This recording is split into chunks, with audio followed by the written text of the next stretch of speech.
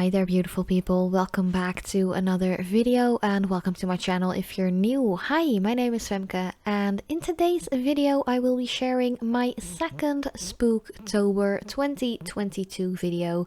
Spooktober is something that I came up with just to do like spooky Halloween vibe kind of videos during the month of October. So yeah, I really wanted to do this water marble with super cute Halloween-y colors. But if you're new to my channel and you haven't subscribed yet, I would really appreciate it if you would like to do so. Hit that notification bell as well and become a part of my nail family here at YouTube. But yeah, I had already off camera applied the Essence Color Grip base coat. This is from their newer collection that they recently came out with. And I also applied this Never Peachless polish by Catrice. This one is in their regular Iconails nail polish collection. It does say gel polish or gel color, but it is a regular nail polish.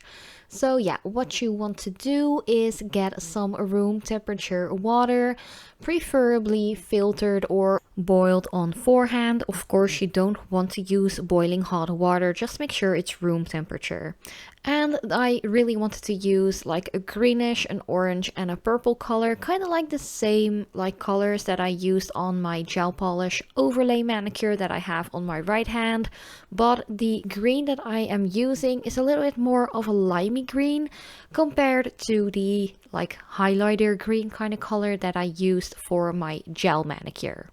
So the green is called, let me check, number 47, Forget the Rules. That one is like super like lime green, but it turned out a little yellow in the entire water marble manicure. I think that is because when it hit the orange, it pulled away some of the green and made it just look super yellow. Then the orange is called Squeeze the Day and this last one is called Creating Memories. So the Squeeze the Day polish is actually from their latest like nail polish collection update by Essence Cosmetics. They have just revamped their entire like little nail polish collection, I'd say. These are just in their regular collection, so they're not limited edition or anything like that. And what you would also like to use doing water marbling is like a ball and needle, like I'm going to use right here. You can use like a toothpick or anything like that, anything you have handy that kind of has a point to it, because you want to drag the polish into making it a super nice like design or however you want to call it.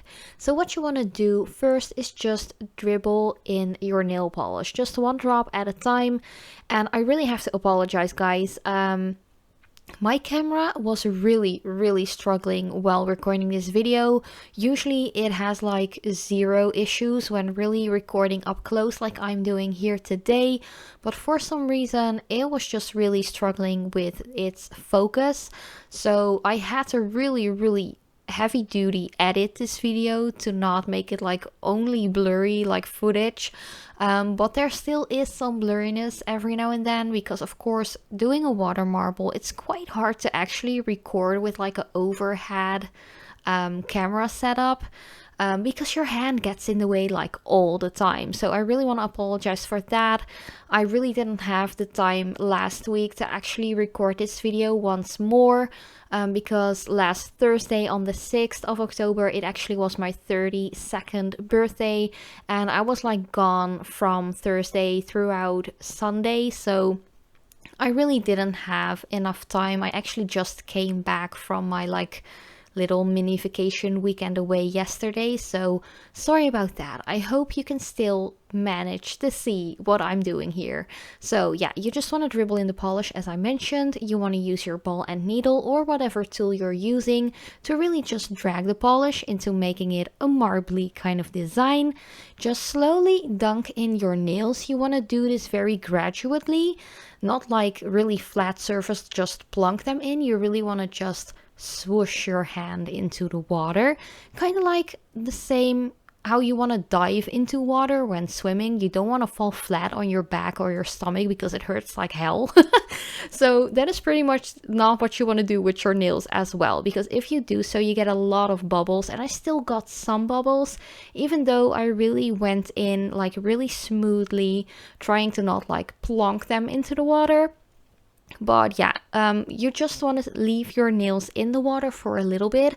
The oxygen in the water actually makes sure that your polish that is already on your nails will already dry a little bit. But then just make sure you clean off the surface, like just get rid of all of the polish that is still on the water, and you can just easily take your hand out of the water. Then dry off your hands and maybe a little bit your nails already with a little bit of tissue, and then it's time for cleanup. Of course, you can use like liquid latex or anything like that if that has your personal preference.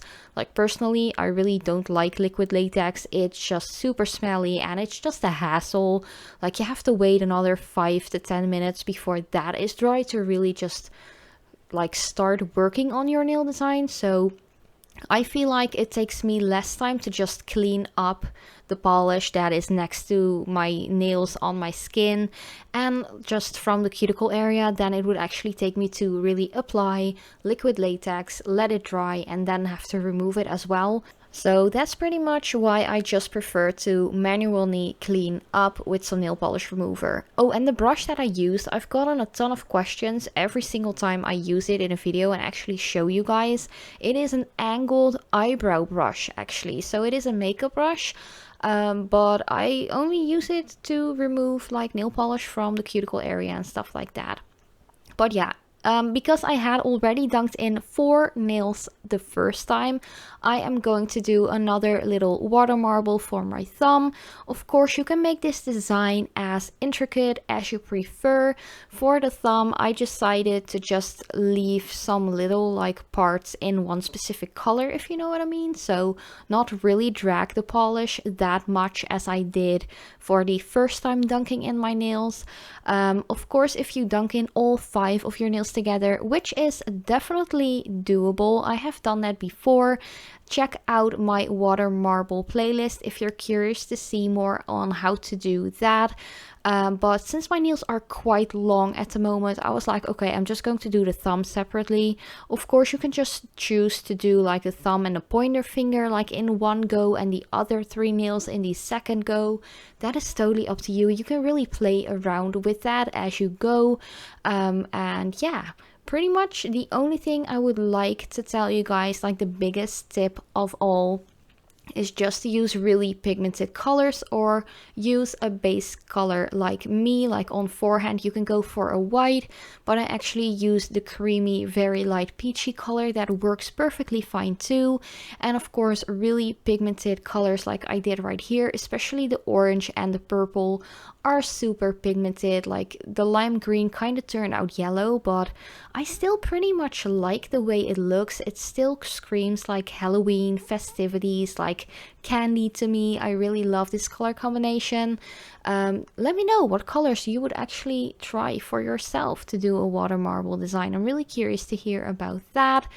And yeah, once your marble is completely dry and you're finished cleaning up the cuticle area and the rest of your like fingers and skin and so on, you want to go in with a top coat. I actually chose to use a What's Up Nails one. I actually got this one sent out a while ago by What's Up Nails, of course, to try it out. It is a fast drying one, but what really caught my attention is that it kind of dragged the pigment from the water marble a bit. And that wasn't because my design wasn't fully dried yet, but the colors are super pigmented. Of course, as I just mentioned, the orange and especially the purple are super pigmented, that the pigment got kind of like picked up by the brush of the top coat. What you can do to like prevent that is actually apply a little bit more polish than you would usually do and really have a light touch and light pressure while applying your top coat. That is something that helps out. I just saw it for like the thumb especially and the pinky nail as well, that there was a little bit of dragging of the color or let's say the pigment of the polish going on. And you can actually see me fixing that a little bit with the top coat as well. by just swiping the color more towards where the original color was. So just swoop a little bit like next to that in like the lines and the curves of the polish, as you can see me do right here. That way you don't have to redo your entire design, and yeah, the dragging of the pigment from that polish isn't super noticeable, if you know what I mean. So yeah, those are all like kind of little tips and tricks what you can do whenever stuff happens like that, you know. And of course, we all make mistakes, we're all human, and especially water marbling is pretty difficult, especially if you're just starting out doing this. This was actually the first time in a really long time that I did a water marble. So yeah, I make some mistakes sometimes too, but yeah. This was pretty much the entire video. I really hope you are enjoying my Spooktober series so far. Let me know what you think about this water marble. What do you think about the color combination? Is it something that you would wear? But yeah, thank you guys so much for watching. I love you so much, and as usual, I hope to see you in my next video.